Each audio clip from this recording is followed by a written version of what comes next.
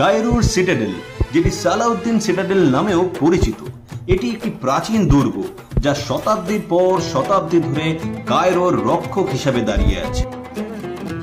মুকাত্তাম পাহাড়ের উপর অবস্থিত এই বিখ্যাত কাঠামোটি কিংবদন্তি সুলতান সালাউদ্দিন 1176 সালে ক্রুসেডার্সদের আক্রমণ থেকে শহরকে রক্ষা করার জন্য নির্মাণ করেন। কিন্তু এই সিটাডেল শুধুই একটি সামরিক ঘাঁটি নয়, এটি ইতিহাস ও সংস্কৃতির একটি জীবন্ত গাথাও বটে। সিটাডেলে আল নাসির মোহাম্মদ মসজিদ অবস্থিত, যা মামলুক স্থাপত্য শৈলীর এক অনন্য নিদর্শন, এবং এর পরবর্তীকালে যুক্ত হওয়া মোহাম্মদ আলী মসজিদ, যার উজ্জ্বল ওটোমান ডিজাইন ও সাদা প্রলেপিত অ্যালাবেস্টার সূর্যের আলোর মতো ঝলমল করে ওঠে। একটি অজানা কাহিনী হলো সিটাডেলের নির্মাণে গিজার পিরামিডের পাথর ব্যবহার করা হয়েছিল।